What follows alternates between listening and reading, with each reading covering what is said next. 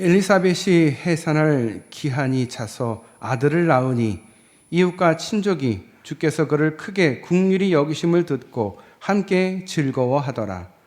8일이 되매 아이를 할례하러 와서 그 아버지 이름을 따라 사가랴라 하고자 하더니 그 어머니가 대답하여 이르되 아니라 요한이라 할 것이라 하매 그들이 이르되 내 친족 중에 이 이름으로 이름한 이가 없다 하고 그의 아버지께 몸짓하여 무엇으로 이름을 지으려 하는가 물으니 그가 서판을 달라 하여 그 이름을 요한이라 쓰매 다 놀랍게 여기더라. 이에 그 입이 곧 열리고 혀가 풀리며 말을 하여 하나님을 찬송하니 그 근처에 사는 자가 다 두려워하고 이 모든 말이 온 유대 산골에 두루 퍼지매 듣는 사람이 다 이 말을 마음에 두며 이르되 이 아이가 장차 어찌 될까 하니 이는 주의 손이 그와 함께 하심이러라. 아멘. 이 시간 주의 전에 오신 우리 모든 성도님들께 주님의 은혜가 함께하기를 축복합니다. 오늘은 주의 길을 예비하는 자라는 제목으로 말씀을 나누고자 합니다. 오늘 본문은 예수님께서 탄생하기 전부터 주님의 오심을 준비한 한 인물을 소개하고 있습니다. 그가 태어난 가정은 부모가 주의 말씀과 교훈으로 거룩한 삶을 사는 가정이었습니다. 오늘 본문은 그의 출생의 비밀을 알려주고 있습니다. 아이가 없던 가정에 하나님의 천사를 통해서 예고가 된 대로 그의 어머니가 그를 낳게 되었습니다. 그의 출생으로 인해서 친족들과 이웃들이 크게 기뻐하였습니다. 노부부가 아이를 낳은 것은 지난날의 수치와 슬픔을 완전히 벗어버릴 만한 특별한 사건이었습니다. 이것이 하나님이 사가랴와 엘리사벳을 긍휼히 여기신 표시였던 것입니다. 그들은 모세의 율법을 따라 요한이 출생한 지 8일 만에 성전에 데려와 할례를 행했습니다. 할례는 하나님과 이스라엘 자손과 맺은 언약의 표징으로서 몸에 흔적을 남겨 하나님의 언약을 기억하도록 하게 하기 위함이었습니다. 이때 아이의 이름을 지으려고 하자 엘리사벳이 요한이라고 대답을 하였습니다. 아버지인 사가랴가 자신의 이름을 따르는 것이 일반화되어 있음에도 불구하고 그렇게 짓지 않은 것을 친족들은 이상스럽게 여겼습니다. 이 시대에 보통 아버지의 이름이나 아니면 친족 중에 이름으로 보통 정하는 것이 풍습인데 특별히 사가랴에게 묻습니다. 아들의 이름을 어떻게 지으면 좋겠느냐? 엘리사벳이 요한이라고 하는데 당신도 같으냐라고 했을 때 그가 말을 못하는 상태여서 서판을 가져다가 대답을 합니다. 요한이라고. 이 일 후에 사가랴가 입이 풀리고 말을 하면서 하나님께 찬송을 했다라는 내용이 오늘 본문의 내용입니다. 요한의 출생과 이름 짓는 것으로부터 소문이 퍼지기 시작을 하였습니다. 유대 사람들은 요한의 출생과 관련해서 자신들이 들은 모든 그 기이한 사실들을 마음에 새겨두게 되었고 아울러 사람들은 이 아이가 커서 장차 어떤 사람이 될 것인가에 대해서도 깊은 관심을 가지게 되었습니다. 요한의 출생은 하나님의 놀라운 역사하심이 나타난 사건이었기에 유대 민족을 위해 큰일을 할 것이라고 기대하였습니다. 자신의 아들이 탄생한 것에 대해서 성령이 충만하여 사가랴는 기쁨으로 노래를 합니다. 오늘 본문을 통해서 주의 길을 예비하는 사람 요한의 삶을 우리가 함께 들여다보기 원합니다. 그는 어떤 삶을 살았을까? 먼저 요한은 믿음의 가정에서 주의 길을 예비하기 위해 준비된 사람으로 태어났습니다. 요한이 주님의 오심을 준비할 수 있었던 출발은 그의 가정이었습니다. 그러나 오늘날 믿음의 가정들의 관심은 예수 그리스도보다 가정의 현실의 문제들에 더 큰 관심이 있습니다. 가정의 당면 과제에 대한 해결책을 세울 때 인간적이고 그리고 합리적인 방향을 더 추구합니다. 하나님 말씀이 어떤지 하나님께 기도해 보자라고 하기보다는 인간적인 생각들, 그리고 합리적인 방향들로 그 문제를 해결하려고 합니다. 그래서 부모들 자신의 문제뿐만 아니라 자녀의 문제, 자녀의 미래도 자신이 자식의 삶의 운전수가 되어 모든 것을 좌우하려고 합니다. 아이가 뭘 알겠어? 내가 이끌어야지. 우리는 이런 생각들을 합니다. 오늘 성경에 소개된 요한의 가정은 믿음의 가정으로 행해졌습니다. 가정의 문제를 하나님께 기도하고 간구해서 해결하려고 했습니다.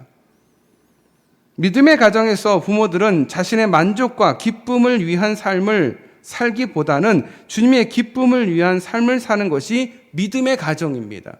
믿음의 가정과 믿지 않는 가정의 차이는 뭘까? 주님을 기쁘게 해드리는 가정이 믿음의 가정입니다. 오늘 우리가 꼭 기억해야 할 것은 자신과 자신의 자녀의 신앙의 출발점이 가정이라는 사실을 잊으면 안 됩니다. 어떤 가정에서 어떤 가치관을 통해서 가정이 이루어져 가는가에 그 사람과 그 자녀의 미래가 담겨져 있습니다. 여러분, 믿음이 어디서부터 출발한다고요? 가정에서부터. 우리는 믿음을 가질 때에 교회에서 믿음이 생긴다라고 생각을 많이 해요. 교회학교에 아이들을 보냅니다. 믿음을 가지라고 교회학교를 보냅니다. 그런데 그 아이들이 믿음을 갖지를 못하면 화살을 어디다 돌리느냐? 교사들에게, 교회에게 돌립니다. 그런데 생각해 보세요. 시간적으로 볼 때 일주일에서 교회에 온 아이들이 교회에서 믿음을 배우는 시간이 1시간도 채 되지를 않습니다. 그럼 나머지 시간은 어디 있습니까? 가정에서 있습니다. 가정에서 믿음을 실제적으로 배우는 것입니다. 교회가 다음 세대가 무너져 내려가는 것을 보면서 교사의 문제가 있다. 교사를 더 훈련을 시켜야 되고 교사를 발굴해야 된다라고 생각을 많이 했습니다. 그래서 교사 교육에 굉장히 많이 투자를 했고 모든 책임을 교사와 교회에 두었습니다. 그런데 시간이 지나면서 알게 됐습니다. 모든 학자들이 말하기를 교회가 이렇게 무너진 이유는 교회 교사가 문제가 아니다. 아이들의 믿음을 가르치는 장소가 어디냐? 가정이다. 다시 말해서 부모 교육이 우리가 부족했기 때문에 지금 이렇게 교회학교가 무너져 내린 것이다 라고 결론을 내렸습니다. 학자들의 이야기입니다. 아이들과의 접점이 아무래도 교사들보다는 가정에서의 시간이 더 많은데, 그러면 그 가정에서 부모들이 아이들을 어떻게 가르쳐야 될지 교육이 더 깊이 디테일하게 들어갔어야 되는데 그냥 학교 보내듯이 교회에 보내면 믿음까지 생겨서 돌아올 줄 알았는데 그렇지 않더라는 거예요. 그렇게 우리가 무관심하게 방관했던 시간을 통해서 결국 교회 학교는 이렇게 무너져 갔습니다. 물론 아이들이 출산율이 저하된 것도 물론 있지만 우리가 무관심했던 것도 사실입니다. 그 책임을 누구에게 돌리느냐 중요하지 않습니다. 중요한 것은 신앙의 출발점은 가정이라는 사실입니다.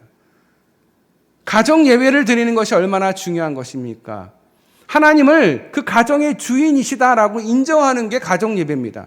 가정 예배가 대단한 게 아닙니다. 함께 성경을 읽고 함께 기도 제목을 나누고 함께 기도하면서 이 가정의 주인은 하나님이시다라는 것을 가르치는 시간, 그 시간이 가정 예배입니다.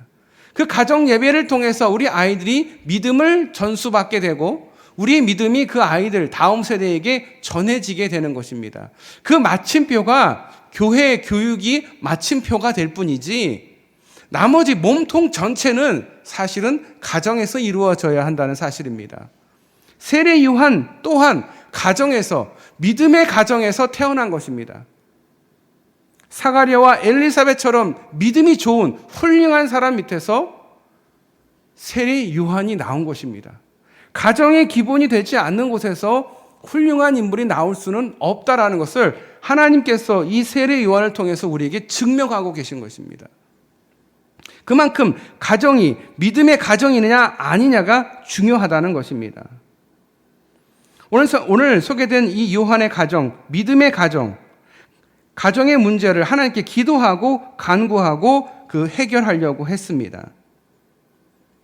믿음의 가정에서 부모님은 자신의 만족과 기쁨을 위한 삶을 살기보다는 주님의 기쁨을 위한 삶을 사는 가정이 믿음의 가정이라고 말씀을 드렸습니다.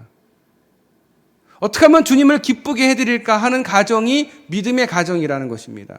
인간적인 생각들을 가지고 합리적인 방법들을 찾아내는 가정이 믿음의 가정이 아니라 어떻게 하면 더 하나님을 위해서 우리가 살아갈 것인가, 우리 가정에서 우리가 해야 될 것은 무엇일까, 어떻게 하면 하나님을 기쁘게 해드리는 삶을 살 것인가라고 고민하는 가정이 믿음의 가정이라고 우리에게 알려주고 있습니다.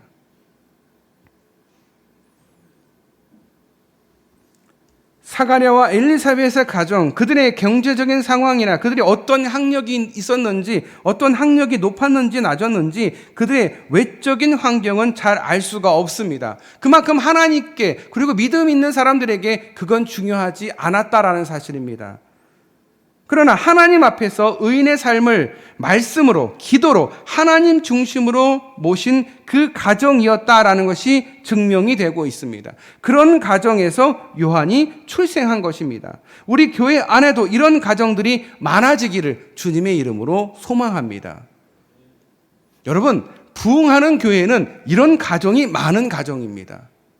자녀를 가르칠 때 믿음으로, 기도로 가르치는 가정이 많은 교회가 부흥할 수밖에 없습니다. 그러면 그 아이들이 자라서 그 아이들이 점점 올라오겠죠. 교회의 어려운 일들을 맡아서 담당하겠죠. 그러면 그 교회는 100년이고 200년이고 갈 수가 있습니다.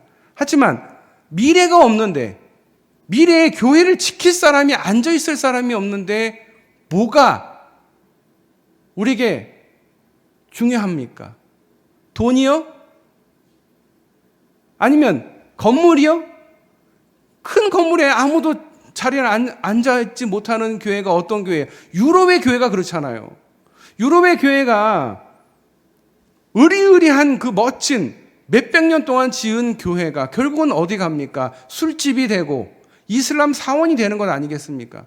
건물이, 재정이 중요한 게 아니라 사람이 중요합니다. 우리에게 하나님께서 뭐라 하셨어요? 사람을 가르치라고, 사람을 훈련시키라고. 성경 공부를 왜 하는 겁니까? 훈련시키는 거예요. 왜? 사람이 중요하거든. 두 번째, 요한은 친척과 이웃들로부터 주의 길을 갈 사람이라는 인정을 받았습니다. 믿음으로 자녀를 양육한다는 것은 쉬운 일은 아닙니다. 믿음으로 가르치려고 기도로 아무리 자녀를 가르쳐도 아이가 눈 하나 깜빡 안 하는 경우가 많습니다. 저도 비슷합니다. 하지만 믿음으로, 기도로, 말씀으로 가르쳐야 합니다. 요한을 보면 그의 이름부터가 왜 요한인가에 대해서 그 친족들이 반문을 합니다. 그러나 하나님이 주신 이름이기 때문에 그 이름으로 확정이 된 것입니다. 꿈에 나타나서 요한이라고 지으라고 했기 때문에 요한이라고 한 것입니다. 하나님 명령에 순종했기 때문에 그렇습니다. 세례 요한의 삶이 다른 사람과 다르게 시작되었음을 알려주는 사건입니다. 이름도 보통 평범한 풍습이나 관습에 따라서 지은 이름이 아니라 하나님이 정해준 이름, 그 정해준 이름을 그대로 따른 믿음, 그리고 요한의 삶을 다르게 키우기 위해 노력했습니다. 이 아이가 커서 주님께 어떻게 쓰임을 받을까? 이것이 가정교육의 목표이며 과정이 되었습니다. 이 아이는 하나님께서 쓰실 아이야. 이 아이를 어떻게 하면 더 내가 믿음으로 가르칠까? 내가 믿음으로, 기도로 가르치고 있는가? 나를 자신을 계속 반문하면서 이 아이에게 하나님이 쓰실 아이고 하나님이 정해주신 이름으로 하나님의 주의 길을 예비하는 사람이라는 사실을 이 부모는 잊지 않았다라는 거예요. 이것이 가정이 자녀를 키우는 목표가 되어야 합니다. 이 아이를 어떻게 키워서 판사가 되게 하고 변호사가 되게 하고 의사가 되게 하는 것이 우리 가정의 목표가 아니라 이 아이를 어떻게 하면 더 하나님이 기뻐하시는, 하나님이 원하시는 하나님의 자녀를 만들까 고민하는 가정이 믿음의 가정이라는 사실입니다. 하나님 앞에 서라는 관점으로 자녀를 양육해야 됩니다. 내가 지금 하나님 앞에 있다라는 거예요. 자녀를 키우다 보면 화가 머리 꼭대기까지 올라갈 때가 있어요. 그럴 때 여러분 생각해 보세요. 내가 지금 하나님 앞에 있다. 하나님 앞에 자녀를 지금 훈계하고 있다라고 생각하면 그 화를 일단 멈춰야 됩니다. 왜? 하나님이 가르쳐야 되는 거고 하나님의 것이고 하나님이 다만 우리에게 맡겨주셨을 뿐이라는 사실. 내가 아무것도 없이 왔다가 하나님이 주신 선물로 자녀를 얻은 것이고 나 갈 때 다 내려놓고 가는 것이 우리 인생인 것을 우리가 항상 잊지 않고 자녀를 가르칠 때 얼마나 돈을 잘 벌게 하는 것인가, 어떻게 경영을 할 것인가, 어떻게 세상을 살아갈 것인가를 가르칠 때의 기준이 인간적인 기준이 아니라 하나님 말씀으로 자녀를 앉혀놓고 가르쳐야 한다는 거예요. 그 가정이 믿음의 가정이라는 것이죠. 그것이 자녀를 가르치는 양육의 목표가 되어야 합니다. 모든 사람들은 하나님의 목적하심 가운데 이 땅에 태어났습니다. 그리고 그 목적을 위해서 살아가야 합니다. 하나님이 이루시는 목적의 삶이 될 때 우리는 비로소 하나님을 기쁘게 해드릴 수 있습니다. 내가 자녀를 키우는데 이 아이를 의사로 만들까 판사로 만들까가 중요한 게 아니라 하나님께서 이 아이를 이 땅에 보내신 이유는 뭘까? 그거를 발견을 해야 되는데 그거를 발견을 못하니까 자꾸 다른 거를 갖다 붙이는 거예요. 세상에서 존경할 만한, 세상이 좋아할 만한 그런 위치로 만들려고 하니까 얼마나 힘든지 몰라요. 그런데 이 사람은 하나님께서 이런 이유로 보내셨구나를 알고 말씀을 읽고 말씀을 가르치고 같이 기도하면서 아이를 키우면 그 아이가 하나님의 사람이 되고 하나님이 원하시는 하나님 뜻대로 자라나게 되면 그것이 바로 하나님이 기뻐하시는 일이라는 사실입니다. 쉽지는 않겠죠. 하지만 우리 부모가 해야 할 일입니다. 부모가 얼마나 재산을 많이 물려줄까가 고민사항이 아니라 얼마나 이 아이를 하나님이 원하시는 사람으로 만들 것인가, 하나님이 보내신 뜻이 무엇인지 나와 그 아이가 함께 고민하고 기도하면서 아이를 변화시킬 것인가, 이것이 우리에게 필요한 것이죠. 요한의 사명은 구원자이신 예수를 증거하고 백성들로 하여금 예수님을 영접하도록 준비시키는 일이었습니다. 이 시대가 우리를 향한, 우리에게 주는 사명이기도 합니다. 남의 일이 아니에요. 세례 요한만이 아니에요. 우리도 마찬가지입니다. 주의 길을 예비해야 됩니다. 재림하실 예수님을 우리 많은 믿지 않는 자들에게 알려야 합니다. 그러기 위해서 우리가 먼저 교육이 되고 준비가 되어야 되고 또 우리 자녀들을 말씀으로 가르쳐야 됩니다. 그래서 주님 오시는 날 우리 아이들까지 하나님께서 부르시면서 잘했다고 칭찬할 날이 올 것입니다. 그 어떻게 하면 더 하나님을 기쁘게 해드릴까? 하나님이 원하시는 목적이 뭔지를 알고 하나님께서 우리에게 주신 사명이 뭡니까? 주의 길을 영접할 수 있도록, 주님이 오셨을 때 영접할 수 있도록 준비시키는 일이라는 거예요. 내가 지금 자녀를 키우는데 하나님을 위해서 자녀를 키우고 있는지 나를 위해서 키우고 있는지 한번 생각해 보셔야 돼요. 내가 지금 하고 있는 일이 하나님을 위한 일인지 나를 위한 일인지 생각해 봐야 돼요. 이 생각이 자꾸 멈춥니다. 자꾸 인간적인 생각들을 하게 돼요. 왜 주변에 사람은 다 인간적인, 몇백만 원으로, 몇천만 원으로 아이를 뭘 가르쳤고, 뭐 음악을 가르쳤고, 뭐를 해가지고, 그러면 옆에서 볼 때, 우리 아이도 그렇게 가르쳐야 된다? 그런 생각들을 많이 하게 돼요. 주변에 그런 사람들이 많으면. 어떻게 해서 그 아이를 서울대 보냈다 그러면, 우리 아이도 이렇게 어떻게 해서 서울대에 보내야지? 막 이런 고민을 하게 된다는 거죠. 그런데 우리가 세례 요한을 통해서 보여주는 게 뭐예요? 자녀를 키울 때 그 자녀는 사명이 있고 그 사명은 뭐냐? 재림하실 예수님을 증거하는 백성으로 주님을 영접할 수 있도록 준비시키는 일을 하라는 것이 우리에게 주어진 사명이에요.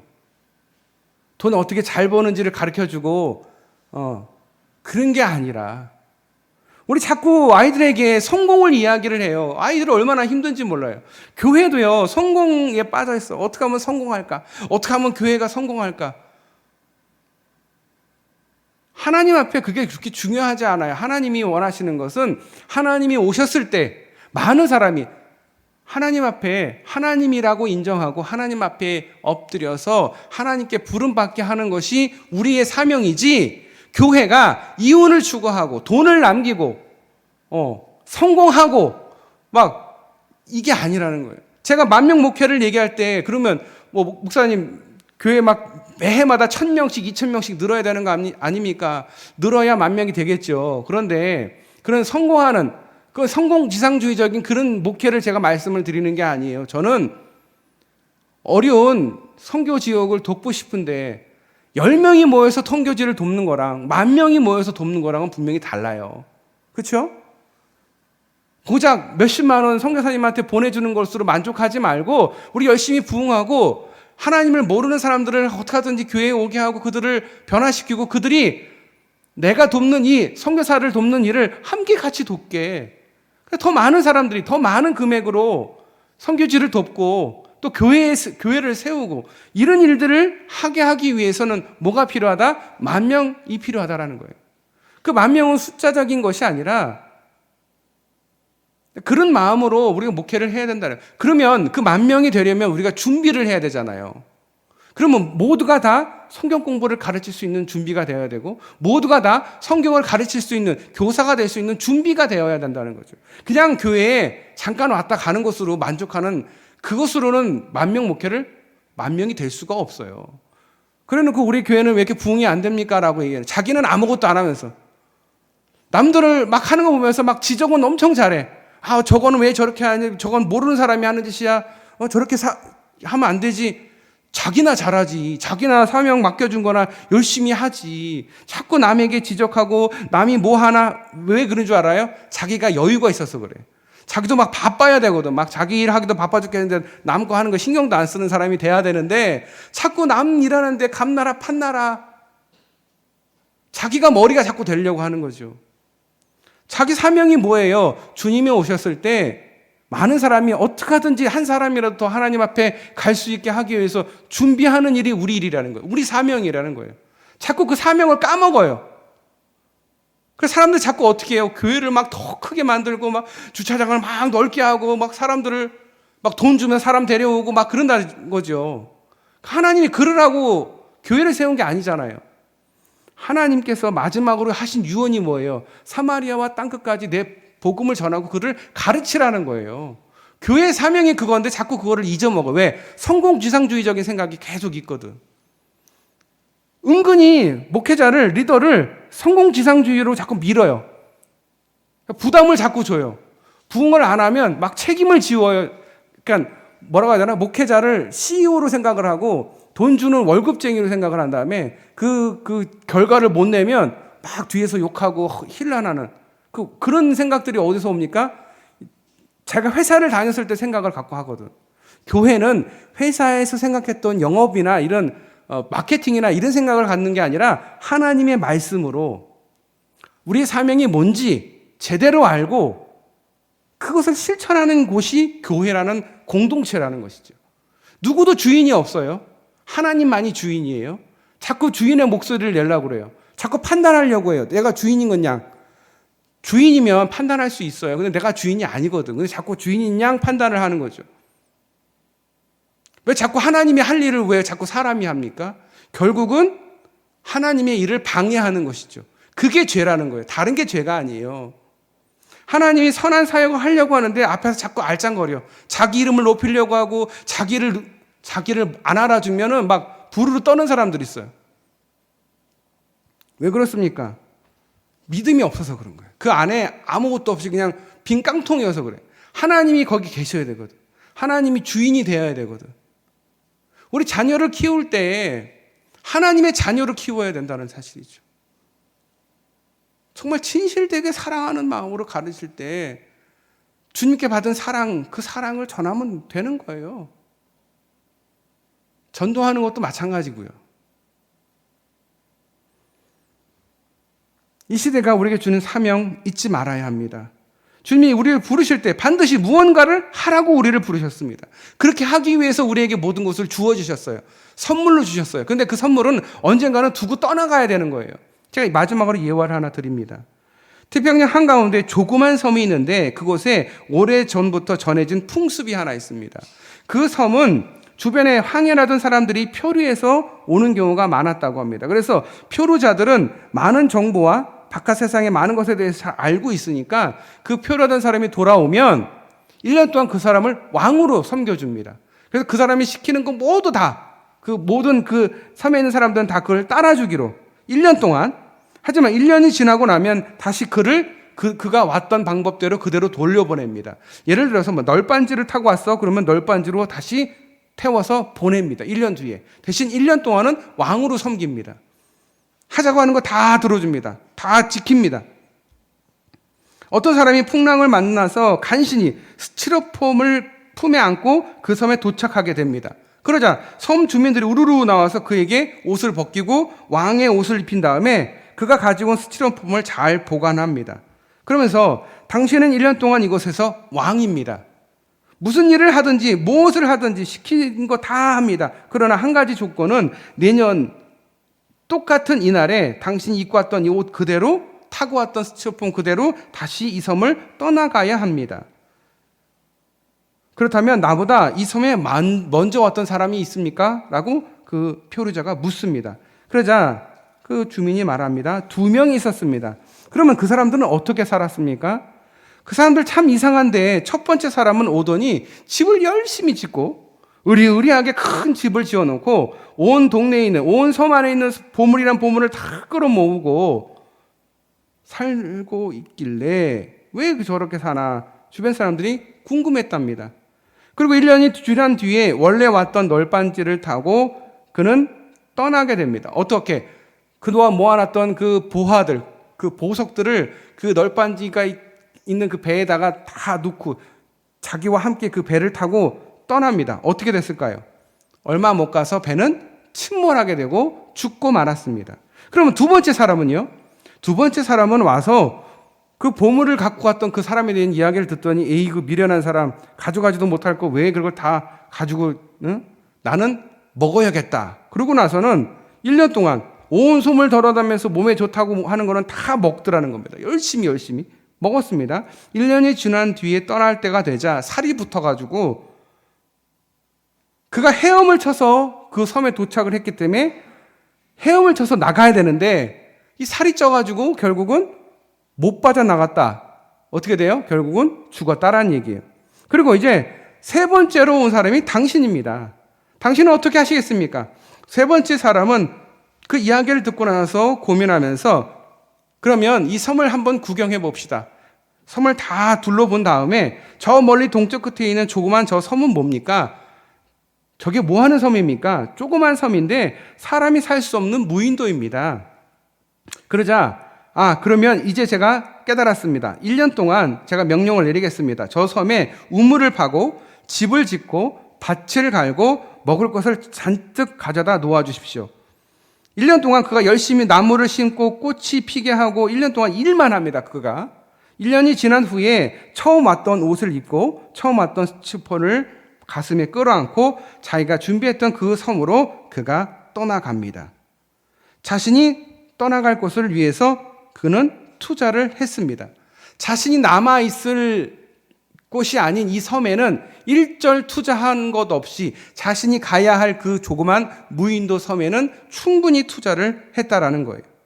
우리는 언젠가 주님 부르실 때 주님 앞에 가야 할 존재입니다. 다 내게 아니에요.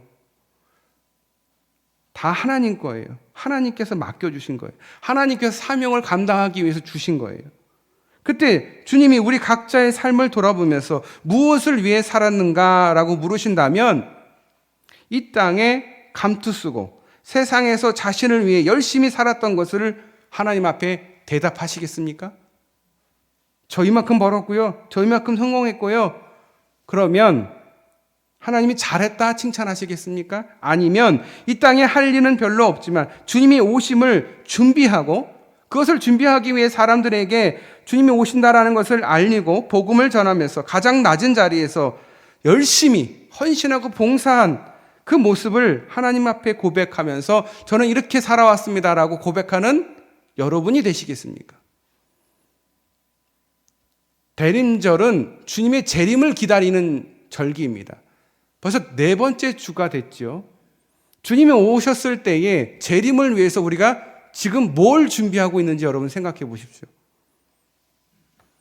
하나도 가져가지 못할 것을 열심히 준비하고 계시는지요? 아니면 믿음의 가정으로 세워져서 하나님 앞에 자녀를 드리기 위해서 하나님께서 맡겨준 사명들을 자녀에게 잘 가르쳐주고 있는지 되돌아볼 수 있기를 바랍니다. 그리고 내 삶이 하나님을 위한 삶인지, 사람을 위한 삶인지, 나를 위한 삶인지를 되돌아볼 수 있는 저와 여러분 되시기를 축복합니다. 반성하고 되돌아볼 수 있는 게 사람이에요. 짐승은 그 일을 못해요. 우리는 되돌아보아야 합니다. 정말 진실되게 내가 하나님 앞에서 부끄럽지 않은가? 내가 정말 지금 하고 있는 게 정말 하나님을 위하고 있는 것인가? 내가 정말 지금 눈물을 흘리면서 기도하고 있는가? 아니면 내가 지금 내 입가림, 내 앞가림 하려고 내 자식한테 뭐라도 좀 해주려고 지금 내가 지금 이렇게 발버둥 치고 있는가? 한번 되돌아볼 수 있기를 바랍니다. 우리는 언젠가는 하나님 앞에 가게 돼 있어요. 그거는 부인할 수가 없어요. 우리 다 보잖아요. 매일 몇천 명이 죽어가고 있습니다. 그들이 누가 어디로 가겠어요? 만약에 그가 흙으로 가고 끝나면 그 얼마나 허무한 인생이에요. 그렇지 않다라는 거예요. 사람이 왔을 때는 왔던 대로 갈 수 있다라는 거예요. 언젠가는 그곳으로 갈 텐데 그것이 하나님의 나라가 될 수 있기를 축복합니다. 기도하겠습니다. 하나님 아버지, 벌써 대림절 4번째 주간을 맞이했습니다. 이제 곧 토요일은 우리 성탄절 주님의 오심을 또 보아야 하는데 주님 앞에 감사하는 또 성탄이 될 수 있도록 주님 도와주시고 우리가 진심으로 하나님께서 보내주신 사명을 정말 잘 감당해서 주님 앞에 갔을 때, 주님이 재림하셨을 때 잘했다 칭찬받는 주님의 자녀들이, 주님의 백성들이 되게 하여 주시옵소서. 이 세상에 하나님께서 주신 것에 항상 감사하며 맡겨주신 사명을 끝까지 감당하며 그것을 우리 가정 안에서 우리 자녀들에게 전하게 하여 주시고 신앙을 꼭 전수할 수 있는 신실한 하나님의 신앙인들 되게 하여 주시옵소서. 우리 태장교회 많은 가정이 하나님을 기쁘게 해드리는 가정이 되기를 원합니다. 주님을 위해서 어떻게 하면 더 하나님을 기쁘게 해드릴까 고민하는 우리 가정들 되게 하여 주시고 그 가정들 주님께서 축복하여 주시옵소서. 우리를 사랑하신 예수님의 이름으로 간절히 기도드리옵나이다. 아멘.